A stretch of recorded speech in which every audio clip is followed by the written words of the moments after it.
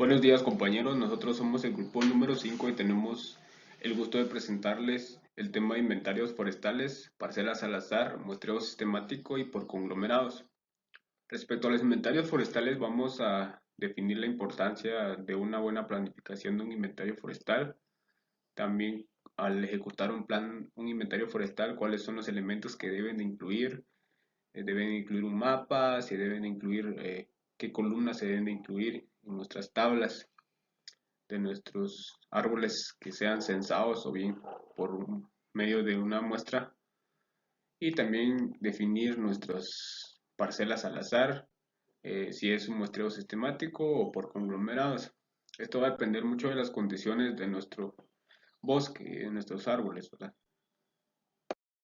Respecto a la importancia del inventario forestal, pues este se debe realizar de una correcta planificación, ¿verdad? Para que ésta nos permita realizar en forma ordenada las operaciones de extracción forestal. Por ejemplo, si la finalidad es para aprovechamiento forestal, entonces hay que prever el aprovechamiento oportuno y así tener un mayor beneficio económico. Es importante tener en cuenta que un inventario forestal se realiza en cualquier tipo de bosque o árboles que están fuera del bosque por censo o un muestreo. Continuando con la clasificación según la forma de tomar los datos en el inventario. Tenemos tres principales, que es el muestreo al azar, el muestreo sistemático y por conglomerados. Respecto al inventario que se realiza por muestreo al azar, pues este se distribuyen aquí las unidades de muestreo aleatoriamente, sin que la elección de una tenga influencia en la elección de otra. Podemos observar aquí que se ha hecho de una forma aleatoria, los números en rojo. En este caso, pues puede ser, pues en este caso es un muestreo el que se realiza para poder inventariar los árboles dentro de nuestro bosque. Respecto al muestreo sistemático, pues aquí teóricamente este método no se basa en las leyes de la probabilidad, por lo que este nos permite calcular el error de muestreo con precisión. Y finalmente tenemos el muestreo por conglomerados, en donde aquí se divide a la población de árboles en conglomerados, en pequeños grupos o unidades primarias. La forma y el tamaño estará de acuerdo a las condiciones de nuestro bosque. Vamos a platicar más adelante sobre cada uno de estos tipos de muestreo con ejemplos prácticos y mayores definiciones de cada uno. A continuación vamos a definir algunos aspectos muy puntuales para poder realizar un inventario forestal para bosques de coníferas y mixtos. Esto según un manual del INAB, el Instituto Nacional de Bosques. Bueno, respecto al bosque de coníferas y mixtos, tenemos que en bosques menores a 1 hectárea se aplicará un censo, es decir, se toma en cuenta el total de árboles de la población, el 100%. Y para áreas mayores a 1 hectárea se aplicará ya sea un censo o muestreo. Esto va a depender mucho de las condiciones del área a inventariar, ¿verdad? En árboles fuera de bosque, lo vamos a ver más adelante, a través de un mapa que les voy a presentar, se aplicará un censo y geoposicionamiento de cada uno de ellos, es decir, con las coordenadas X y Y, ¿verdad? Cada árbol censado o que se encuentra dentro de la parcela levantada deberá estar numerado con pintura indeleble a la altura del pecho. Generalmente esto se realiza con un spray color rojo porque esto permite visualizar cuáles son los árboles que ya han sido pues tomados en cuenta en el muestreo o bien en el censo. Para muestreos, la forma y tamaño de la parcela estará en función de las condiciones del área. Como les decía, puede ser un muestreo al azar, un muestreo sistemático o por conglomerados, estratificado. Va a depender mucho de las condiciones de nuestro bosque. El error de muestreo que se permite aquí en árboles de coníferas y de mixtos deberá ser menor o igual al 15%, a un nivel de confianza del 95%. El inventario forestal para bosques de latifoliadas. Aquí tenemos algunos cambios respecto al bosque de coníferas y de mixtos, principalmente en el error de muestreo que se acepta. Aquí tenemos que en bosques menores o iguales a 1 hectárea se aplicará un censo, es decir, que se toma en cuenta el 100% de la población de árboles. En esto no hay ningún cambio con respecto al bosque de coníferas y mixtos. Ahora bien, para áreas mayores de 1 hectárea se aplicará un censo o un muestreo. El muestreo pues va a estar determinado por las condiciones de nuestro bosque, que lo vamos a ver más adelante. En bosques de latifoliada se aceptará un error de muestreo menor o igual al 20%, con un nivel de confianza del 95%. Aquí es donde cambia respecto a nuestro bosque de coníferas, que el error de muestreo aceptable ahí era de 15% y aquí se acepta un error de 20%. Ahora también cambia en los diámetros a la altura del pecho que son aceptados, ¿verdad? Dentro del muestreo estadístico. Pues dice que se deberá realizar muestreo estadístico con una intensidad definida. Se incluirán todos los individuos cuyos diámetros a la altura del pecho sea mayor a 10 centímetros. Durante la ejecución del muestreo forestal en bosques de latifoliadas, según el INAM, se debe de utilizar la misma forma y el tamaño de nuestra parcela cuando el levantamiento se realice en superficies inclinadas, que sucede en muchas ocasiones, pues, las parcelas deben ser trazadas de forma rectangular con la longitud mayor ubicada de manera perpendicular a la pendiente. A continuación vamos a observar el resultado de un inventario forestal, pero plasmado en un mapa que se adjunta siempre y cuando nosotros realizamos el inventario forestal de una forma correcta, ¿verdad? Tenemos aquí un mapa y tenemos aquí las imágenes ampliadas. Primero vamos a ver aquí que tenemos dos rodales, el rodal número 1 y el rodal número 2. En la leyenda nos menciona que el rodal número 1 tiene un área de 2.552.7 metros cuadrados y el rodal número 2 pues, tiene un área de 283.4 metros cuadrados. Les mencionaba anteriormente de la importancia de poder geoposicionar nuestros árboles dispersos, porque aquí en la leyenda nos menciona que tenemos árboles dispersos, que están fuera del bosque. Entonces tenemos aquí geoposicionados nuestros árboles dispersos, tenemos nuestras coordenadas en X y Y, que está en una proyección de GTM, Datum del Sistema Geodésico Mundial del año de 1984. El titular, los datos del mapa, incluye también los datos del titular del inventario forestal, la ubicación, el área total y nuestra escala. Es muy importante tomar en cuenta en la realización de nuestro polígono, trabajar en un mismo sistema de coordenadas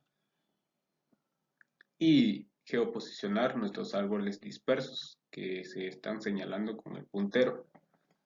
Porque a veces estos pues están fuera del bosque, sin embargo se desean inventariar y pues hay que incluirlos siempre y cuando estén geoposicionados. Ahora vamos a ver los resultados obtenidos en este inventario forestal que se realizó hace apenas unos días. Tenemos aquí nuestro cuadro del censo forestal de árboles dispersos. Aquí se realizó un censo forestal porque el área es menor a 1 hectárea. Entonces se tomó en cuenta el 100% de árboles. Tenemos aquí nuestros árboles, la circunferencia en centímetros, el diámetro a la altura del pecho, la altura en metros, tenemos alturas de 32 metros, de 29 metros, de 27 y 23 metros. El área basal, que ya sabemos cómo se calcula, el volumen en metros cúbicos y la especie. Todas son de Pinus maximinoi. Tenemos otro cuadro que nos presenta el censo forestal del Rodal 1, que mencionábamos que tiene un área de 2.552.7 metros cuadrados. Tenemos aquí nuestros números de árboles y también las mismas columnas, ¿verdad? La circunferencia, el diámetro y lo más relevante que es el volumen en metros cúbicos, que lo obtenemos a través de diferentes fórmulas, que esto va a depender mucho de nuestras especies, que lo vamos a ver más adelante. Como en el mapa, pues se presentaban dos diferentes rodales, el rodal 1 y el rodal 2. Estos son los datos de nuestro censo forestal del rodal 2, que igual incluye las mismas columnas, ¿verdad? El número de árbol, la circunferencia, el diámetro, nuestra altura en metros, el área basal en metros cuadrados, el volumen en metros cúbicos y la especie de nuestros árboles, ¿verdad? Al final de nuestro inventario siempre es importante pues, incluir un resumen volumétrico por rodal y por especie. En este caso pues tenemos aquí nuestro rodal, que serían los árboles dispersos que están geoposicionados, el rodal 1 que también está geoposicionado, el rodal 2. Nuestras especies tenemos el Pinus maximinoi, liquidambar y de nuevo Pinus maximinoi. Nuestra densidad que es de 4, 6, 84 y 18, ¿verdad? El número de árboles. El diámetro a la altura del pecho, la altura promedio, el área basal en metros cuadrados y nuestro volumen total en metros cúbicos. En este resumen, el total de volumen obtenido en la elaboración de nuestro inventario forestal es de 106.14 metros cúbicos, del cual 91.65 metros cúbicos corresponde a la especie de pino candelillo, que es el pino maximinoi. Aquí tenemos una presentación de los resultados del inventario forestal, ¿verdad? Por especies forestales y productos a extraer. Se deben de incluir los datos del diámetro, la altura, el área basal y el volumen, así como la ecuación utilizada para estimar la volumetría. Si nosotros nos encargamos de realizar un inventario forestal, estos son los requisitos mínimos que se piden en la ejecución de un inventario forestal. Tenemos ahora nuestros datos en volumen metro cúbico convertidos a pies tablares, ¿verdad? Tenemos un área pies tablares de 4.162 pies. Tenemos también 20.803 pies de Pinus maximinoi en el rodal 1.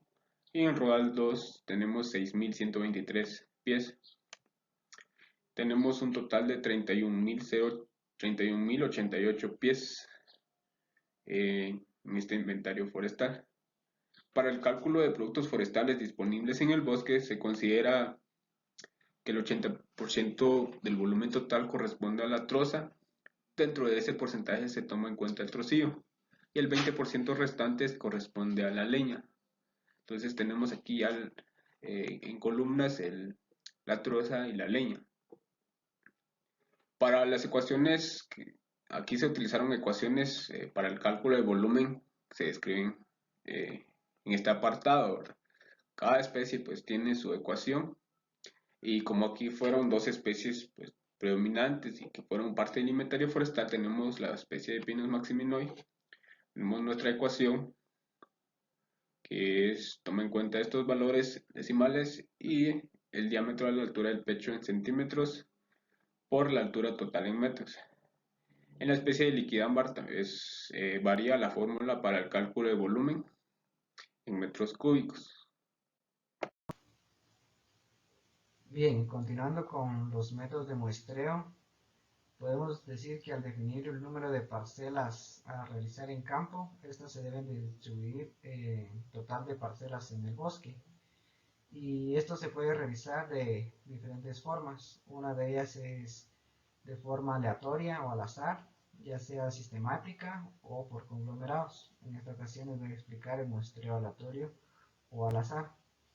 Y pues este método distribuye las unidades de muestreo aleatoriamente, valga la redundancia, sin que la elección de una tenga influencia en la elección de otra, es decir, que una parcela no está influenciada por otra.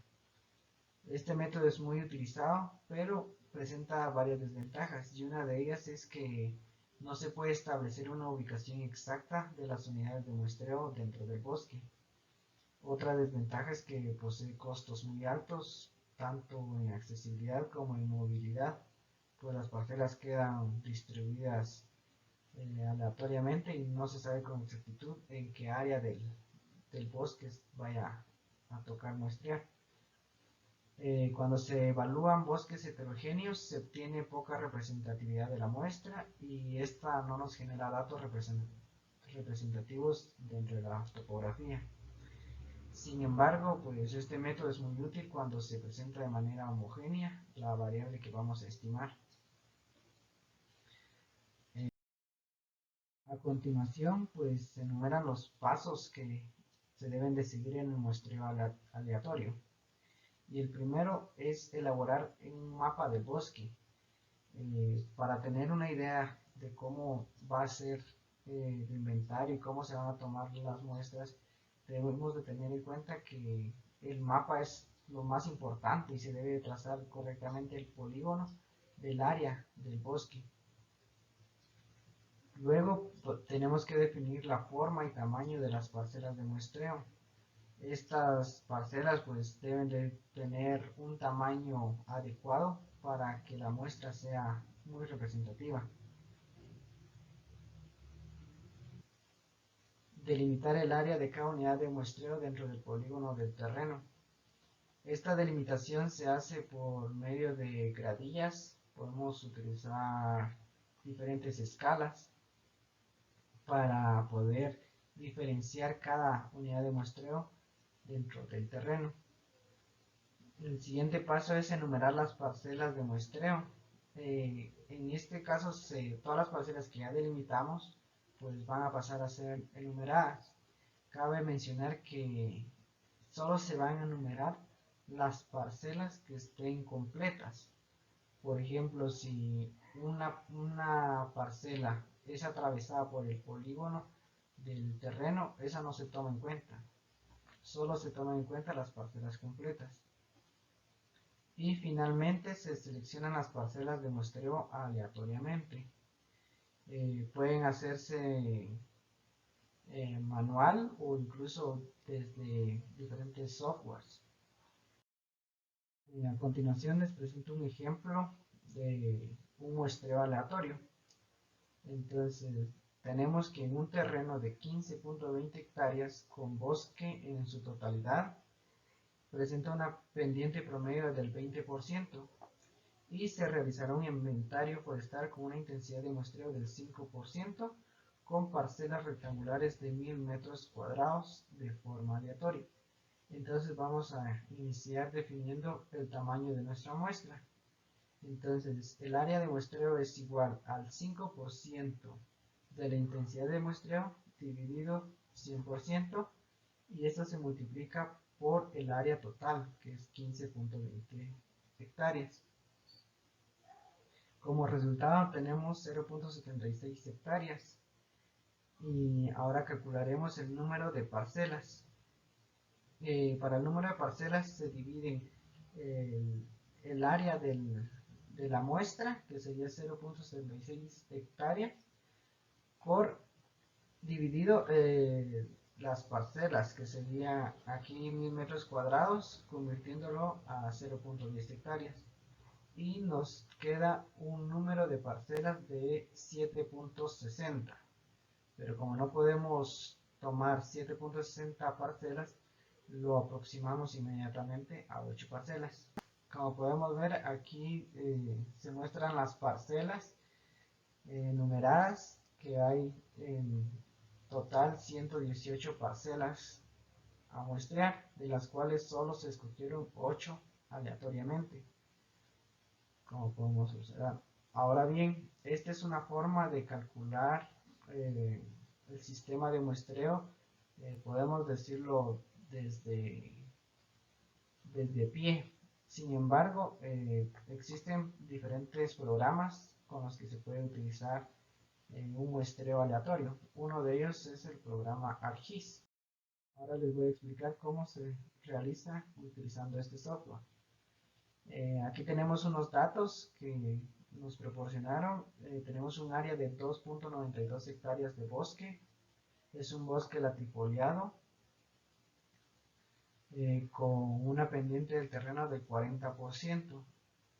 El bosque presenta individuos de características homogéneas y bueno, este inventario, pues el primer ejemplo se hizo con fines de estimar un volumen total de madera que se tiene para ser ingresado al programa de incentivos forestales en la modalidad de bosque natural de protección. Entonces, para iniciar vamos a tomar el tamaño y la forma de unidad de muestreo. La forma de la unidad de muestreo, o sea las parcelas, serán rectangulares debido a la alta pendiente que posee el terreno, y una superficie de unidad de muestreo de 500 metros cuadrados, es decir, las parcelas van a estar conformadas de 20 por 25 metros. Esto debido a la extensión superficial del bosque y la composición del dosel. Ahora el tamaño de la muestra. Para este ejemplo se decide aplicar un 10% de intensidad, por lo que el tamaño de la muestra es el siguiente. Entonces, en la fórmula anterior calculamos el área de la muestra, sería el 10% de intensidad dividido 100 por el área total del bosque. Eso nos da un área de muestreo de 0.29 hectáreas. Ahora, para calcular el número de parcelas, dividimos el área de la muestra dentro de el área de la unidad de muestreo, que son 500 metros cuadrados, equivalentes a 0.05 hectáreas. Y eso nos da un total de 5.8 parcelas de 500 metros cuadrados. Pero nuevamente les repito que no podemos tomar ese número de parcelas en campo, por lo que se aproxima a 6 parcelas de muestreo que se deben de realizar. Ahora la aplicación del método muestreo aleatorio. Se principia en delimitar cada unidad de muestreo dentro del mapa, ya aquí con nuestro programa de ArcGIS. Se modifica la grilla de la siguiente manera. Vamos al mapa y le damos clic derecho a nuestra imagen. Ahí nos sale una tabla y le damos clic izquierdo a la opción de propiedades. Seguidamente nos aparece otro cuadro de diálogo y le damos clic izquierdo a la función grid. Ahí nos despliega un ejemplo, que en este caso es ejemplo manual. Le damos clic izquierdo a eso, seleccionamos nuestro ejemplo y nos vamos a las propiedades dándole un clic izquierdo. Seguidamente nos despliega otro cuadro de diálogo y le damos un clic izquierdo en intervalos y cambiamos las unidades.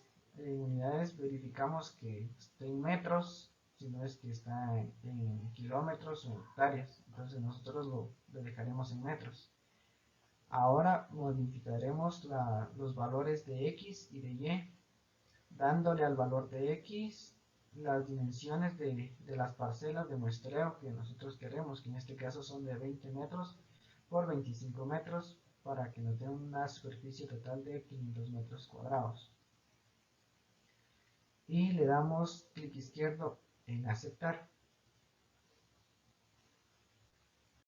Y seguidamente le damos en aceptar al siguiente cuadro de diálogo y nos tira que las parcelas han quedado delimitadas en el polígono del terreno por medio de la grilla, que son esos cuadros que observan ustedes en el mapa del lado izquierdo.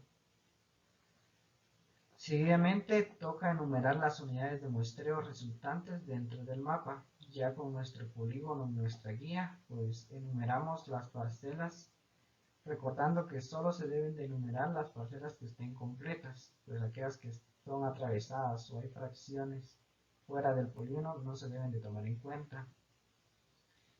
Se enumera cada unidad de muestreo y debemos observar que todas estén correctamente dentro del polígono.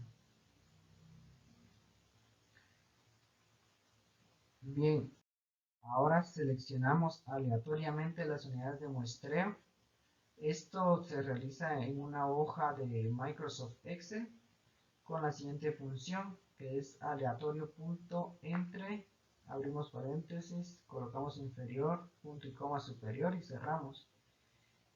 Estos datos ya los debemos de tener en el documento antes de iniciar a hacer la práctica en el software. Y pues nos selecciona automáticamente el número de las parcelas que vamos a a estudiar. En este caso es la parcela 2, 8, 12, 19, 22, 35 y 36. El paso siguiente es observar las coordenadas de las unidades de muestreo que se van a levantar en campo. Esto por medio de la grilla se pueden obtener las coordenadas de las parcelas de muestreo que se realizarán en la fase de campo que fueron seleccionadas por el método aleatorio. Aquí al lado izquierdo se muestra un ejemplo con la parcela 36 de cómo es que se tomaron las coordenadas. Como coordenada X al sistema GTM pues aparecen debidamente en la grilla. Y seguidamente estas coordenadas se ingresan a un GPS para que estas puedan ser ubicadas en el campo y podamos ir a tomar nuestros datos dentro de la parcela. Finalmente vamos a elaborar un formulario de campo. Esto se diseña a partir del objetivo del inventario forestal. Y pues para este ejemplo se desea ingresar el bosque natural al programa de incentivos forestales en la modalidad de protección, siendo este el formulario presentado a continuación, donde está el nombre de la persona encargada, las coordenadas GTM, el tamaño de la parcela, el número de la parcela y cuál es el porcentaje pendiente. Seguidamente pues toca hacer el inventario de cuántos árboles existen dentro de la unidad muestreal y todos los datos que cada uno requiera. Y continuando con los tipos de muestreo, yo les voy a empezar a explicar lo del muestreo sistemático. Pues se dice que el muestreo sistemático es un diseño muestreal cuyo espacio está formado por, ya lo dice, muestras sistemáticas. Pues esto quiere decir que las unidades muestreadas que se escogen de la población van a ser mediante la elección de una unidad de partida y las demás por una regla sistemática de selección. Así como lo podemos ver en la imagen. En la imagen A, B, C y D, se inicia desde un punto base y de ahí se van corriendo hacia las demás, tomando siempre criterios ya sistematizados mediante cálculos, los cuales se habrán explicado en las muestras, en los tipos de muestreo anteriores. Bien, ¿cuáles son las ventajas de este tipo de muestreo? La ventaja es que maximiza la distancia media entre las parcelas y por lo tanto minimiza la correlación espacial entre las observaciones, por lo cual también incrementa la eficacia estadística. Bien, además de esto, el muestreo sistemático se podría considerar representativo en cierto sentido, ya que puede resultar muy convincente para los responsables de la toma de decisiones que no tienen experiencia con muestreos, puesto que ya están dados los parámetros a utilizar, no necesitan experiencia o práctica, sino simplemente llevarse por los documentos con los que se cuentan. Ahora bien, las características. Un muestreo sistemático utiliza una cuadrícula fija o una matriz, esto para asignar parcelas en un patrón regular, tal como se los explicaba anteriormente. Ya como ya están establecidos, solo es de ir uno decidiendo cómo va a distribuir cada muestra, según ya sea, regularmente se utilizan ya cuadrículas o matrices para esto. Ya, los muestreos sistemáticos, como les digo, se basan en cuadrículas, ya sean rectangulares o en matrices hexagonales. Por ejemplo, una parcela de muestra podría establecerse en las intersecciones de una cuadrícula, digamos que de 2 por 2 kilómetros. Entonces, para seleccionar el punto inicial y la orientación de dicha cuadrícula, se utiliza un número aleatorio. Ya después de esto no es necesaria ninguna otra información de este tipo. O sea, colocamos nuestro punto y de ahí nos podemos guiar para el resto de las demás. Por eso es que se dice que es un poco más fácil utilizar este tipo de muestreo. Bien, este diseño de muestreo es el más común en la ingeniería forestal. Pero el mayor riesgo que tiene es la orientación de la cuadrícula, ya que puede ser, digamos que causal, o sea, coincidir o ser paralela a las características naturales o introducidas por el hombre. ¿A qué me refiero con esto? A que como ya están establecidos los parámetros, al realizar la distribución de las cuadrículas, algunas podrían dar con carreteras o caminos o espacios con construcción. Entonces se podría hacer un problema, porque como ya están establecidos, no podemos nosotros decir, bueno, me corro este espacio porque no es así, por eso se dice sistemático, ya está todo está dicho como debe de estar colocado. Entonces ahí nos generaría un problema. En el caso de grandes áreas geográficas, se debe evitar la orientación de las líneas de la cuadrícula a lo largo de las líneas de longitud. Por ejemplo, así se puede ver en la imagen las elevaciones que se tienen a los metros sobre el nivel del mar. El problema de estas altitudes es que la naturaleza de las líneas de la cuadrícula puede hacer que las ubicaciones de las parcelas de muestra estén más cerca unas que otras en las latitudes menores. Entonces, como se podría solucionar esto es a través de diseños en matrices hexagonales, ya que eso nos permitiría distribuir de una mejor manera, evitando que, como los metros sobre el nivel del mar, muchas veces en unas partes es donde se van haciendo más cortos los espacios, en otros más grandes, por cuestiones de las montañas y todo eso. Entonces, si lo distribuimos de esa manera, no nos quedaría muy bien, porque pues posiblemente se podrían unir algunas muestras en algunos puntos y separarse demasiado en otros. Entonces, los diseños hexagonales la podrían ayudar bastante en este sentido. Y entonces también se encuentra el muestreo agrupado. Este se realiza por motivos prácticos, pues ya que aumenta la eficacia del coste y la reducción de los desplazamientos del personal de campo, ya que como son áreas muy grandes, el distribuir o realizar los trabajos de campo serían muy difíciles. Por tal motivo, entonces las parcelas de muestra pueden organizarse en grupos, por eso se llaman agrupados. Lo que nos lleva entonces a un muestreo sistemático agrupado, que también podría ser estratificado dependiendo el espacio con el que se cuente.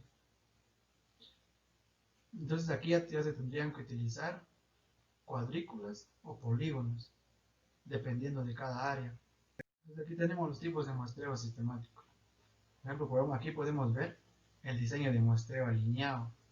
Entonces nos distribuye, como les decía, lo hacemos en forma hexagonal. Ahí podemos ver en la imagen B cómo se distribuyeron los hexagonales, y ya de ahí se va marcando una muestra en cada hexágono.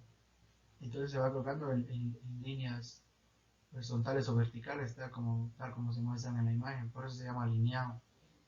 También tenemos el muestreo no alineado, en el cual entonces aquí, después del análisis de los datos y los respectivos cálculos que ya fueron mostrados anteriormente, se van a establecer las muestras dentro también de los hexágonos, pero no necesariamente tienen que estar alineados. O sea, no tienen que ser en el centro, o todos en el centro o todos en la orilla. Eso no importaría aquí. Entonces quedarían en cualquier espacio, siempre y cuando estén dentro de cada hexágono. Bien, también tenemos el diseño de muestreo agrupado, no alineado. Aquí sería con el mismo número de parcelas, pero agrupadas. Entonces aquí se van colocando en los mismos hexágonos, se pueden ir colocando 4 o 5 muestras, pero si vamos a usar 4 o 5 muestras, se tienen que usar en todos los hexágonos, la misma cantidad y en el mismo, podría ser en el mismo lugar o en diferente. Eso podríamos decir que es una combinación de un no alineado con un aumento de muestras, siempre y cuando tengan el mismo número de muestras cada hexágono. Y continuando con los tipos de muestreo, vamos a hablar del muestreo por conglomerados. El muestreo por conglomerados se ha utilizado para minimizar la logística en áreas extensas, citando a Katy en 2002. Bien, una muestra por conglomerado es una muestra aleatoria en la cual la unidad de muestreo es una colección o conglomerado de unidades experimentales últimas. Entonces aquí se van agarrando tenemos a la población, como vamos a ver en la imagen, y ahí se van agarrando grupos y se van uniendo según características en las que nos interese, o sean espacios más fáciles de cuantificar o estudiar. Bien, ¿Cuándo usarlo? El muestreo por conglomerados se recomienda cuando no se encuentra disponible o es muy costoso obtener un buen marco para la población, mientras que se puede lograr fácilmente un marco que liste conglomerados. También es idóneo cuando el costo por obtener datos se incrementa con la distancia que separa las unidades experimentales últimas. Por ejemplo, como les digo, como es para espacios muy grandes, entonces el tiempo que nos llevaría de ir de una muestra a la otra sería demasiado costoso, y aparte, entonces, y también el factor tiempo que separa las unidades unas con otras. Entonces ir haciendo conglomerados reduciría esas dos características de la evaluación en áreas muy grandes. ¿Cómo usarlo? El muestreo por conglomerados conlleva, en primer lugar, dividir la población en subpoblaciones. Entonces, ¿para qué sirve esto? Esto servirá para que no se solapen, o sea, que no se estén uniendo o separando unas de otras, ¿cómo lo digo? Separando una de otra, los estratos unos de otros, y así que estén en forma conjunta, incluyendo el conjunto de la población. Bien, a continuación se tendrá que dibujar una muestra independiente a partir de cada estrato. Entonces, si la muestra de cada estrato es una muestra aleatoria simple, la totalidad del procedimiento se describe como un muestreo aleatorio estratificado.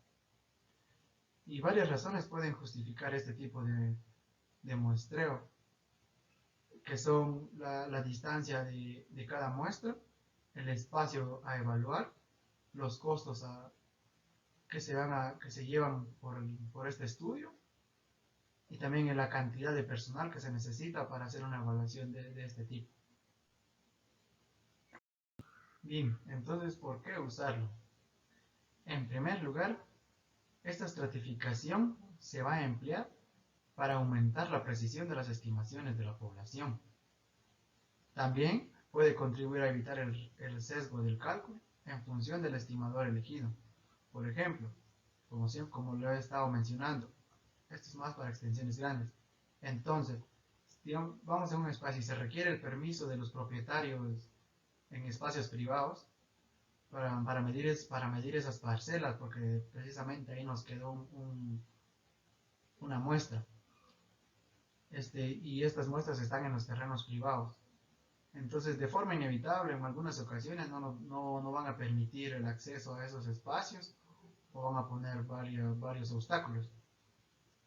Entonces, la solución consiste en estratificar las tierras según su propiedad, lo que va a conllevar a cálculos de muestra independientes para, digamos, los dos estratos de propiedad, por ejemplo, los de propiedad pública y los de propiedad privada.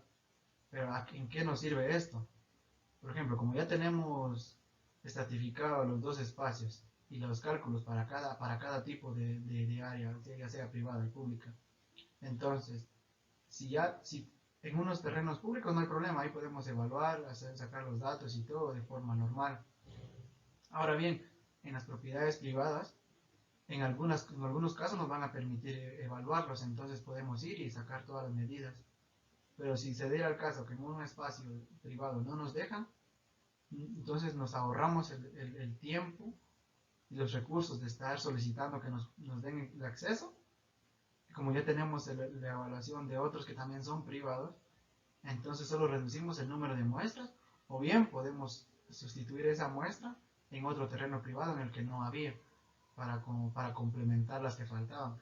Entonces ahí nos ahorraríamos bastante tiempo y recursos. Bien, un tercer motivo para la estratificación es acomodar los diferentes protocolos de muestreo o diferentes procedimientos del cálculo de las distintas subpoblaciones. Por ejemplo, un porcentaje importante de los costes de muestreo se puede atribuir a los desplazamientos desde y hacia las ubicaciones de las parcelas. Bien, entonces si los datos obtenidos se pueden realizar a través de sensores remotos, entonces se podrían emplear algunos drones o sistemas de vuelo para ubicar y evaluar las muestras que estén en terrenos, ya sea forestales o no forestales, pero se podrían evaluar sin necesidad de que el personal esté yendo a esas áreas, que podría ser muy difícil entrar, o por recursos no se puede estar tomando el tiempo para llegar, porque mientras más tiempo, mayor cantidad de recursos. Entonces, los costes derivados del desplazamiento pueden verse reducidos al no enviar al personal al campo de dichas ubicaciones. Ahora bien, sin embargo, como resultado de una técnica de medición diferente, puede ser necesario un estimador diferente para estos estratos, como ya lo mencionábamos en el caso de los estratos públicos y privados, que tenemos que hacer cálculos para cada uno. Lo mismo sucedería en este tipo de casos en el que tenemos que diferenciar en los espacios que sí se está teniendo personal en el área con los espacios en los que se va a utilizar drones o sistemas de vuelo. Entonces, para ese caso tendrían que ser diferentes los cálculos de áreas a medir, la altitud en la que se va a medir, la altitud en que se van a tomar los datos, qué criterios se van a evaluar según las fotografías que se estén tomando con los sistemas de vuelo y los drones. Entonces ahí eso ya sería, pero ya pues sería procedimiento extra de cálculo, más no económico, que es lo más importante de todo eso, por el área que se evalúa. Bien, ahora las características de este tipo de muestreo, ya lo podemos ver en la imagen. Entonces, como les decía, tenemos la población en general, ¿va?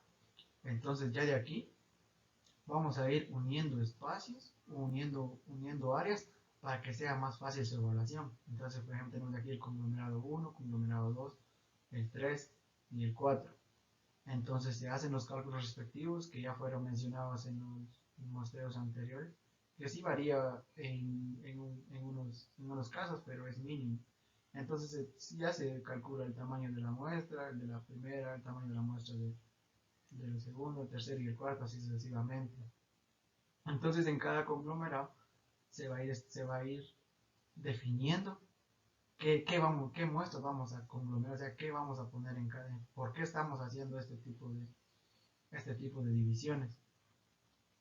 Entonces ya como dice aquí, de los n, o sea, la población total conglomerado, se tiene una muestra de los n conglomerados. Entonces ya teniendo las características de cada uno, de cada conglomerado, se hacen muestras dentro de esos. Entonces así lo que nos estaríamos ahorrando tiempo y espacio, y como les mencionaba anteriormente, la distancia que está de uno con otro sería más fácil evaluarlo y nos ahorraríamos tiempo. A continuación les vamos a presentar un video explicativo sobre la importancia que tienen los inventarios forestales y de igual manera, de forma general, la importancia de los tipos de muestreo en los inventarios forestales. El trabajo de hoy va a consistir en hablar un poquito del inventario forestal, el objetivo del inventario y principalmente cuál es el provecho para el productor de medir los árboles. Y el inventario en este caso lo que permite a través de la evaluación cuantitativa es determinar en el momento las características, o sea, las variables principalmente del árbol, ¿cierto? Principalmente en relación a su diámetro y su altura. Son las dos variables que más se emplean para determinar el volumen del árbol. Un dato de la característica, vamos a decir, del crecimiento horizontal, que es el crecimiento, y un dato del crecimiento longitudinal, que nosotros más le llamamos las alturas. ¿Cuáles son los pasos a seguir para realizar el inventario forestal? El inventario consiste en los siguientes pasos. El primer paso sería, una vez definido el tamaño de la muestra, que generalmente se recomiendan muestras rectangulares, puede ser circulares, pero el rectangular es más sencillo. Por ejemplo, tomar 10 metros y avanzar, por ejemplo, 50 metros. Entonces estamos hablando de 500 metros cuadrados de área. 10 metros en sentido horizontal y caminar entonces en una picada, en una recta, 50 metros. Y medir todos los árboles dentro de esa superficie. Entonces, una vez determinada el número de árbol en esa muestra, el volumen individual de cada árbol, el volumen total de lo que está en la muestra, promediado, entonces de 500 metros yo ya puedo llevar a hectárea, ya puedo llevar a toda el área, ya es fácil, después es cuestión de hacer números. Entonces, generalmente en plantaciones se recomiendan parcelas no mayor a 1000 metros cuadrados. Entonces estamos hablando de tal vez de 10 por 50 o 10%. El ingeniero Quinteros nos habló de algunos instrumentos para la medición de los árboles y cuáles son algunas alternativas si no se cuentan con estos equipos. Están muy desarrollados los instrumentos y se tiene de todo tipo. Son instrumentos muy rústicos, livianos, prácticos. El más conocido para medir diámetro es la forcípula. Le llaman forcípula a este instrumento. Generalmente el haste graduado generalmente está condicionado por el tipo de árboles que se van a medir. Para bosque nativo, donde generalmente bosque tropical hay mayor diámetro, generalmente son un poco más largos, alrededor de 1 metro. En plantaciones generalmente van hasta tipo 60 centímetros, generalmente no se llega más que ese diámetro, generalmente en plantaciones, y son, vamos a decir, forcípulas con este haste más corto. Tiene una en 90 grados aquí, ¿cierto? Esto es fijo, forma 90 grados, es graduada, ¿cierto? Este brazo, y sobre este brazo hay otro brazo móvil, también 90 grados. Lo que se hace entonces, a la altura del pecho, se ajusta y se hace la lectura aquí. Directamente enfrente tengo lectura. Entonces aquí tengo, en este caso tengo 31,5 centímetros de diámetro. Muy práctico la cinta, la forcípula. ¿Cómo se puede medir el diámetro del árbol? También otro elemento muy utilizado para medir el diámetro es la cinta diamétrica. Esta cinta diamétrica lo que hace es, vamos a envolver mejor esto aquí, un gancho. Esto se fija por el árbol, después se gira y se hace coincidir, entonces aquí en el cero se hace la lectura. Y en vez de dar el perímetro, lo que hace la cinta diamétrica ya divide el perímetro por pi y ya te da directamente el diámetro. En el caso de los campesinos, la gente que no tienen los equipos, se puede determinar el diámetro con varios instrumentos. Uno de los más utilizados puede ser una cinta métrica que puede ser de 5 metros, de 10 metros, la que normalmente se usa para medir la tierra. Incluso puede ser la cinta métrica que usan las costureras, ¿cierto? Y el tema es lo siguiente: envolver la cinta por el diámetro, hacer coincidir el cero con el valor que te da el diámetro, una vez, ¿cierto? Entonces, ¿qué es lo que se determina? Se determina el perímetro del árbol. El profesional nos explica cómo se puede medir la altura del árbol, tanto con un equipo especial como en forma rústica. Ahora, para medir altura, hay varios instrumentos basados normalmente en triángulos iguales o en ángulos. ¿Qué hace este instrumento? Esos son los altímetros. Yo me separo del árbol a 15 a 10 metros, de acuerdo al lugar más cómodo y la visualidad que tengo, y uso la escala que tengo en el instrumento, ¿cierto? Si es 10, 15 o 20 metros. Hago la lectura del ángulo. Una vez que la aguja paró, hago la lectura. Y leo directamente en la escala la porción de la línea imaginaria del ojo para abajo hasta la base del árbol, y después proyecto el instrumento al extremo. Hago la lectura y lo que me da es el valor ya multiplicado de la tangente, como dije, del ángulo por la distancia horizontal, y ya me da la otra porción. Solamente tengo que sumar ambos valores y tengo la altura total del árbol, y es muy preciso. Utilizar algunas varas. Algunas varas, puede ser una tacuara larga que se recuesta por el árbol y se ve más o menos allá hasta el diámetro útil, donde se va a aprovechar. Se marca eso en el ojo, ¿cierto? Por la tacuara, después se baja en el suelo y se mide con la misma cinta métrica y tener la altura. Esa sería la forma más sencilla de determinar. Si es demasiado alto como este oscalito, ¿cierto? Probablemente la alternativa es ir ya un poco a ojímetro. Y nos vamos a errar mucho también. Finalmente, el ingeniero hizo una reflexión sobre la importancia de que los productores conozcan qué cantidad de árboles tienen en sus bosques. Como cierre a este tema relacionado con las mediciones forestales alimentarias, de que cualquier productor puede determinar el volumen de madera en su finca. Puede ser un árbol, 2 o n número de árboles. O para saber qué ofertar, ¿cierto? o para saber lo que realmente disponemos y que no cualquiera venga ahí a decir no solamente tener tanto de volumen. Entonces es bueno que el productor tenga ya, así como el productor sabe aproximadamente cuántos kilos tiene su vaca cuando va a vender, aquí también el productor es bueno que sepa cuánto de volumen tiene su árbol y que no venga cualquiera y le engañe.